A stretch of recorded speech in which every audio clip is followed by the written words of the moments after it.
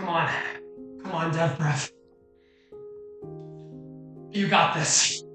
You can figure out who the winner is. You can do it. You gotta figure it out. It's gotta be one of the five. It's gotta be one of them, but why do I have to figure it out? This series isn't even that good, but I have to know. I have to know who the winner is. Busted makes me feel good. Welcome back to Shipbusters, the show where we don't know if we're parodying Ghostbusters or Mythbusters. Now, I've done one episode of this previously, and that was taking a look at Oshinoko, which isn't a romance, but the waifu wars are still intense, especially after I dropped my video. But this time, we're going to be cranking up the volume, because I picked a series that makes you guess who the winning girl is. That's right, this time we're talking about a harem. And the harem I picked for today is called Cafe Terrace and its goddesses. Cafe Terrace is very similar to Quintessential Quintuplets. Some would say too similar. The series has 5 main girls, and we know that our main boy Hayato will end up with one of them. How do we know that? Well, we get flash forwards to the past very frequently, and a recurring character is Hayato's daughter. And she informs us that her mother is featured in this picture, which proudly has all 5 girls in it. Seo Koji doesn't give many hints as to who the winning girl might be, and honestly, it's a toss-up, but I still feel wronged by not being able to guess the end of Quintessential Quintuplets, so I am determined to get it right with this series. Let's get started. Oh, and spoilers, obviously. First, let's start by establishing our girls, and we'll go in no particular order. First up, we have Akane. Akane has short hair and has a mature Onesan vibe, and she always teases Hayato by making advances towards him. That sounds familiar. Akane is actually the first to admit her feelings for Hayato, and normally in these types of shows, that's a bad sign, but Hayato actually doesn't reject her outright, which is a trend he will continue with the rest of the cast. Speaking of Hayato, he actually helps out Akane quite a bit by helping her deal with her mother and encouraging her singing. But this isn't something he does solely for Akane. We're gonna sidestep into talking about Hayato for a minute, because he's actually the reason why this series is so hard to solve. Hayato is a bland, nice guy protagonist who is always there to help when one of the girls needs him. Plus, he is super uptight when it comes to fairness, so he always gives a non-committed response whenever one of the girls asks him out, which happens frequently. Basically, Hayato has chemistry with all of the girls, and if I don't bring up a way that he helped the girl I'm discussing at the moment, just know it did happen, I just probably didn't want to bring it up. So, Hayato's no help, but back to Akane. Like I was saying before, Akane is the first to confess, which normally isn't a good sign in romance anime, and if I'm being honest, I just don't see Akane being the winning girl. But there is something that I saw on Reddit which actually supports Akane as being the winning girl. And since it was on Reddit, it's gotta be true. So, I can't verify what this post is saying, but basically it says that Seo Koji, the author of Cafe Terrace, said in an interview or something like that, leave me alone, I can't find where he said this. Koji said that he was going to use the popularity polls to determine the end of the series. So whoever won the polls would be the one that Hayato would end up with. And Akane took 4th in the first popularity poll, which, I'm gonna be real, that was the fastest popularity poll I've ever seen turned out. But in the 3 subsequent popularity polls, Akane has consistently placed first. So, if that Reddit post is true, then that's a pretty strong case for Akane being the winner. Next is Riho, my personal favorite girl. At first, she didn't like Hayato at all, and she was doing everything in her power to get rid of him. But her arc is all about her learning that she actually really loves Hayato. That also sounds familiar. Riho is actually very similar to Akane, where she will constantly throw herself at Hayato, although hers is less of a teasing manner and more trying to catch and whack it. I also don't think Riho is going to win. It just doesn't seem like it fits. She wants it too much. But honestly, that's just speculation on my part. Next, we have Shiragiku, who is the cute and shy one of the series. That sounds familiar. Shiragiku is actually super horny when she's drunk, just like every other anime character ever. Shiragiku also likes to cook, and she is head over heels for Hayato, just like Akane and Riho. These three kind of form a trio that all kind of stick together, so that kind of makes me think that these three aren't going to win. If we're grouping them together now, then chances are that they're going to stay grouped together all the way to the end. Shiragiku also has an extra element added to her, in that she was the first girl to meet Hayato back when they were children. And now, normally the childhood best friend is the loser in a romance anime, but as proven by a different series that I may or may not keep bringing up, this rule can be broken, so it's worth keeping on the table. Next, we have Ani, who is the dumb cinnamon roll of the group.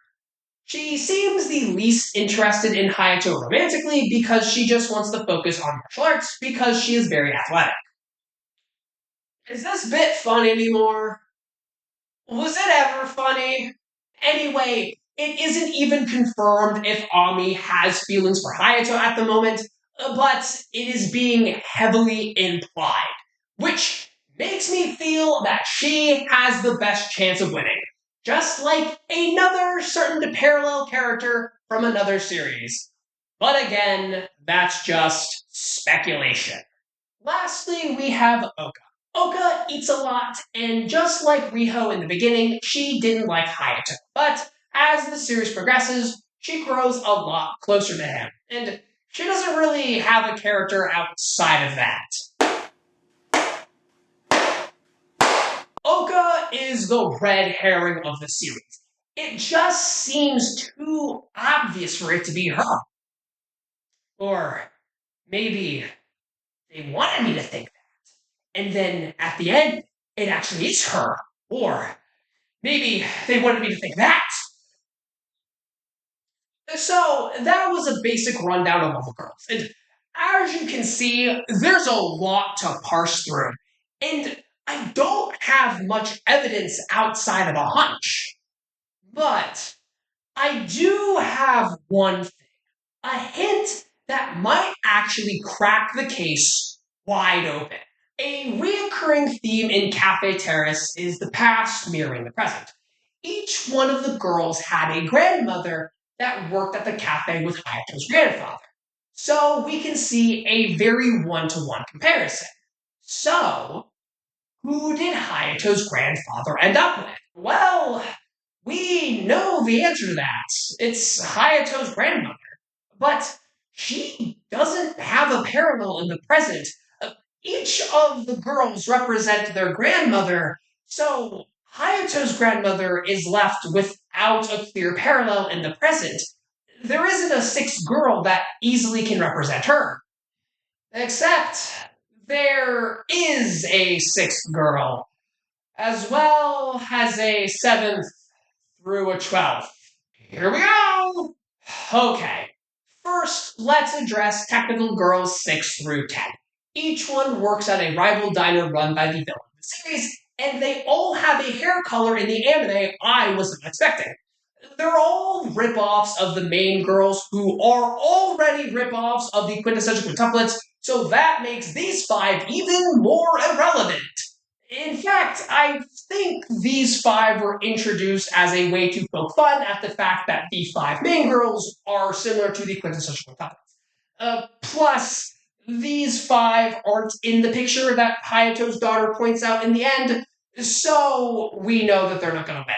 And even further on top of that, none of them make sense as a parallel for Grandma. The girl that I would argue fits the role of sixth girl best is actually Ray. Ray is Ami's rival in the karate club, and she joins up right after Oka leaves the cast to go to France. It's something unpredictable, but in the end it's right. I hope you had the time of your life. So Ray takes Oka's, and she quickly develops feelings for Hayato because she's a character in this series. And she even confesses to him. But after just 10 quick chapters, Oka makes her grand return and takes her spot back from Ray. Wait, if Oka comes back, wouldn't that make her the sixth girl? Sure, she was there from the beginning, but she left and Ray took her spot, and then Oka came back, meaning that she would then be the sixth girl. So is that a hint that she's going to be the winner of the series? But then again, that could just be another sign of Oka being the red herring. And I would be remiss if I didn't mention the 12th girl of the series, who does not need to exist. Olivia is a princess from a far-off kingdom who is seemingly engaged to Hayato. Shark. Ramp. Olivia is not the winning girl.